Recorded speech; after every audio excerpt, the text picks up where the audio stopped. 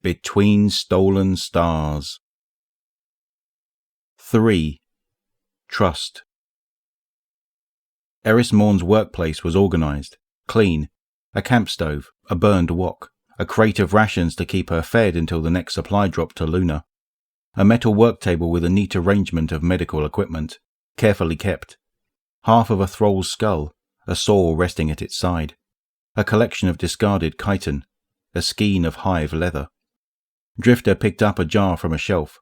The container was filled with pickled hive eyeballs, the green dimmed by death. "You live like this?" Drifter asked, incredulous.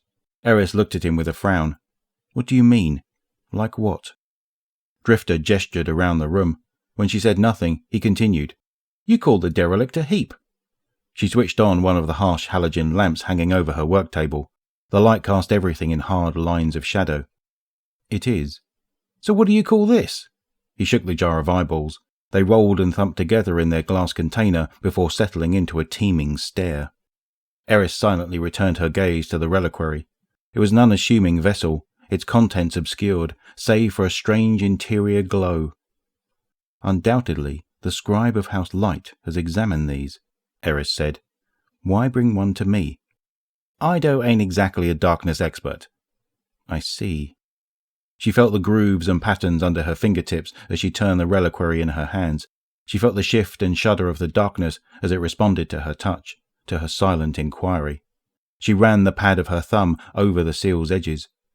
When Drifter had first offered the relics to her, Eris had called them a gift.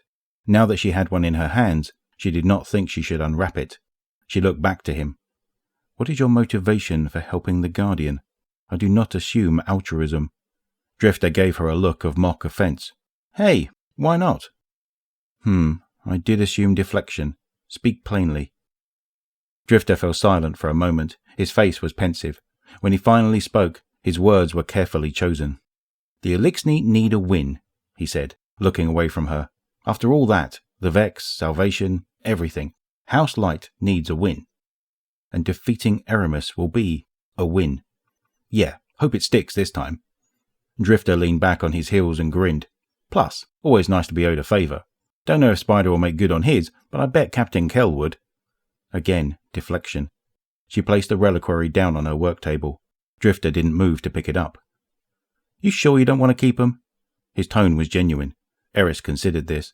Not the offer, but the sentiment behind his words. The implicit, unspoken faith. "You trust me?" He shrugged. "Who wouldn't?" There was a smile, slight, careful, at the corner of her mouth. Something close to delight. "Then stay, be silent, and listen. I have thoughts on their utility." Drifter did as she asked.